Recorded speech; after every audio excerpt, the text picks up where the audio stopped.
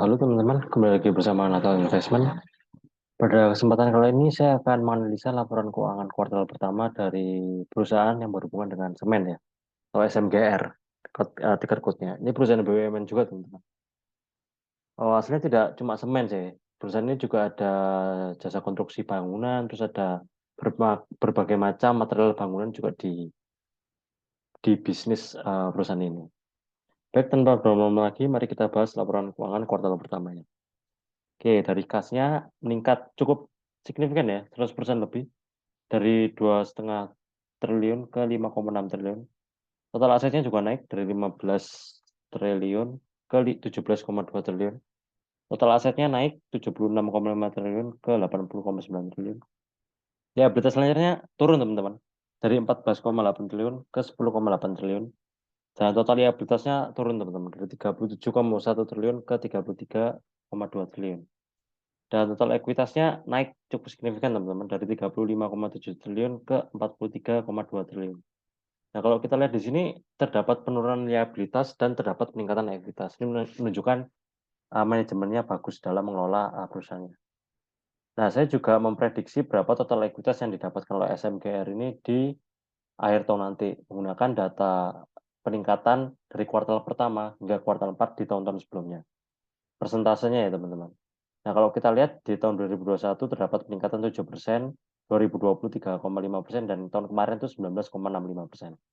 Nah, di sini saya menggunakan angka yang ya tidak sama, tapi cukup reasonable menurut saya, yaitu cuma 1,1% saja, atau 10%. Ada peningkatan sebesar 10%. Sehingga total ekuitas yang kiranya didapat oleh SMGR ini di kisaran 47,5 triliun. Baik, kita masuk ke net income-nya. Kalau kita lihat dari revenue sendiri terdapat peningkatan teman-teman dari 8,5 triliun ke 8,9 triliun. Cuma 4% saja. Dan gross profit-nya ada penurunan teman-teman dari 2,4 triliun ke 2,445 triliun. Tapi penurunannya ini tidak signifikan, hanya 0,13% saja. Nah, di operating income-nya ada peningkatan dari 743 miliar ke 802 miliar. Dan net income-nya terdapat peningkatan yang cukup ya tidak terlalu signifikan ya, dari 500 miliar ke 561 miliar. Nah, kalau kita lihat di sini dari revenue dulu ya teman-teman. Ini kan top line kan ibaratnya. Selama 4 tahun terakhir ini CAGR-nya cuma 1,36%. Menurut saya sendiri masih bisa dibilang cukup stagnan ya teman-teman. Nah, tapi cukup stagnannya ini mungkin dari ada berbagai faktor. Mungkin dari internalnya atau dari manajemennya atau dari eksternalnya atau kondisi perekonomian.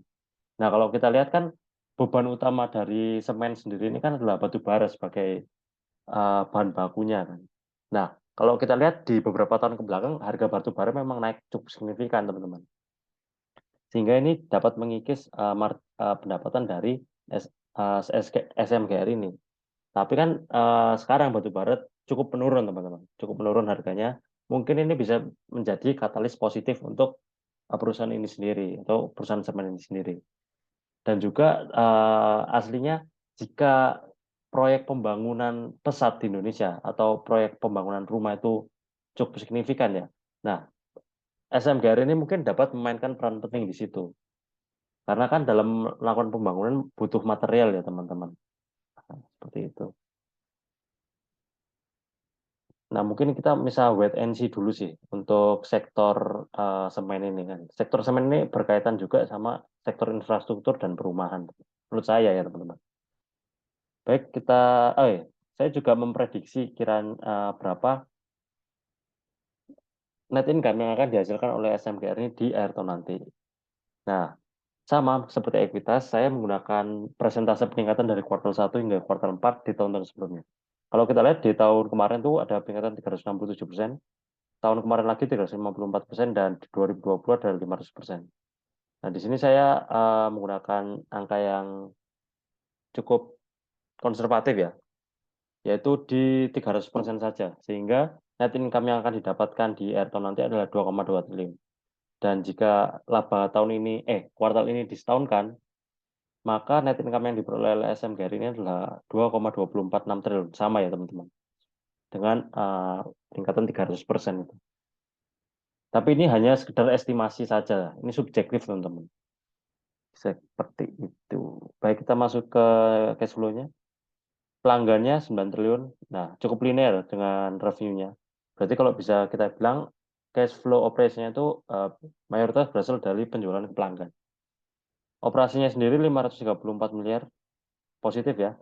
Investasinya minus 209 miliar, bagus. Berarti perusahaan ini lebih suka melakukan ekspansi, lebih banyak melakukan ekspansi dengan membuat aset tetap atau melakukan R&D, riset terkait produknya yang akan dipasarkan.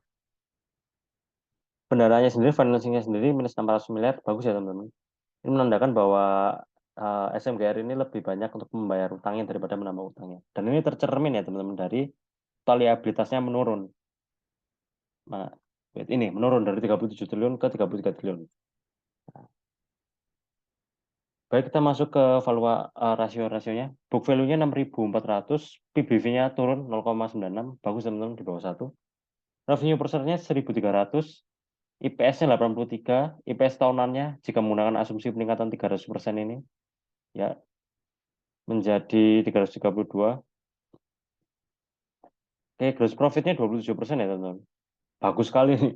Perusahaan di atas 25% itu mantap lah. Tapi operating profit marginnya 8,99% dan net profit marginnya hanya 6,29%. Bisa kita lihat marginnya cukup terkikis jauh ya. Nah, ini mungkin bisa dari beban yang dimiliki oleh perusahaan ini cukup besar. Bisa dari beban bunga atau beban keuangan ya. Nah, seperti itu sih. Nah, mungkin bisa melakukan efisiensi lebih bagus banyak lagi lah untuk manajemen sehingga marginnya tidak terkikis terlalu jauh.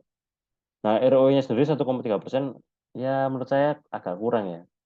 Perusahaan yang bagus itu kalau bisa dalam 1 tahun itu di atas 10% lah, 10 hingga 15% di atas itulah.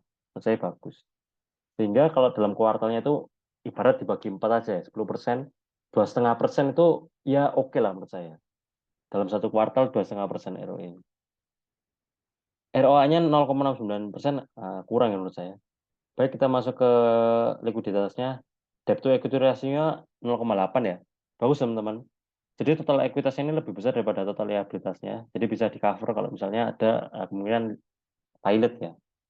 Current rasio 1,59, tebal sekali teman-teman. Liabilitas lancarnya ini lebih besar daripada aset lancarnya.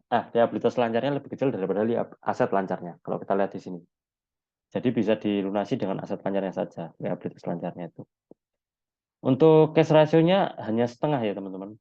Ya bisa dibilang ya agak kurang ya. Di mana kasnya sendiri itu lebih kecil daripada liabilitas lancarnya. Bahkan setengahnya saja. Tetapi kalau kita lihat dari top line-nya sendiri, yaitu di current ratio dan debt to equity ratio-nya itu bagus, jadi tidak masalah teman-teman. Oke.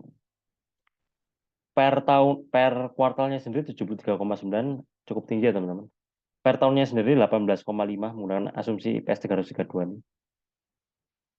Oke, dan juga SMGR ini juga membagikan dividen cukup rutin teman-teman selama 3 tahun kebelakangan. Saya sudah mendapat datanya. 2020 DPR 45%, 2021 56%, dan kemarin tuh wah banyak sekali ya 70%. Nah, sekarang saya akan memproyeksikan berapa dividen yang akan dibagi di tahun buku 2023 ini. Misal saja DPR-nya cuma 50% ya. Kita menggunakan asumsi EPS yang 332 ini. Nah, 166 per lembar saham. Coba kalau kita asumsikan sama seperti tahun lalu 70%. 232. Oke. Cukup tinggi teman-teman. Yield-nya 3,7% ya. Ya biasa aja sih. Oke, kita lanjut ke asumsi growth-nya teman-teman. Kita asumsikan growth-nya ya menurut saya kan ini agak kurang dari revenue-nya sendiri ya. Cukup subjektif ya saya, 5% saja ya untuk asumsi growth-nya. Misalnya ya, IPS-nya 332, IPS asumsinya dari 349. Jadi dipotong inflasi juga 328 jadinya ditambah book value 6.400. Harga wajarnya di 6.700 dan ada margin of safety 12%. Di harga per hari ini ya di 5.920. Oke, kalau menurut saya sendiri sih SMGR akan menarik jika terdapat katalis positif yang mendukung di kemudian hari. Mungkin dari misalnya suku bunga menurun. Suku bunga menurun, proyek-proyek pembangunan, entah itu infrastruktur dan rumah itu mungkin akan semakin bertambah dan akan membutuhkan material-material dari SMGR ini. Nah, itu merupakan salah satu katalis yang saya tunggu teman-teman aslinya. Dan juga di apa ya, katalis dari IKN sendiri itu kalau misalnya ada investor yang benar-benar mau masuk itu menurut saya bisa menarik sih karena kan kita tahu berita belakangan ini di IKN itu belum ada ya saya mendengarnya belum ada lah, belum ada investor yang mau menggarap ikan ini karena adanya ketidakpastian politik kan ketika Presiden Jokowi akan turun apakah ini akan dilanjutkan atau tidak ini proyek, dan makanya investor juga melihat itu.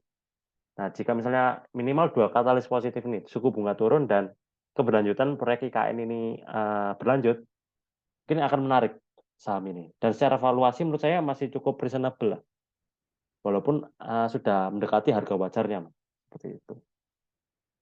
Nah, mungkin kita lihat ini dulu ya, bisnis dari SMGR ya. Di sini penyedia semen atau beton, mortar, kita tahu alat untuk bangunan, precast. Di sini juga ada jasa pendukung, jasa angkutan. Nah, jasa perlengkapan tidak hanya semen aja teman-teman di sini. Nah, juga ada penyedia tenaga kerja juga ternyata. Oke. Tapi yang mayoritasnya untuk bahan bangunan lah, lebih pastinya. Oke, menurut saya itu aja analisa dari SMG hari ini. Jika teman-teman ada pendapat, kritik, saran, silakan tulis saja di comment section. Dan jika ada emiten yang menurut teman-teman menarik, tulis saja comment section. Kalau sempat, saya akan membahasnya. Dan jangan lupa untuk like, comment, and subscribe. Terima kasih.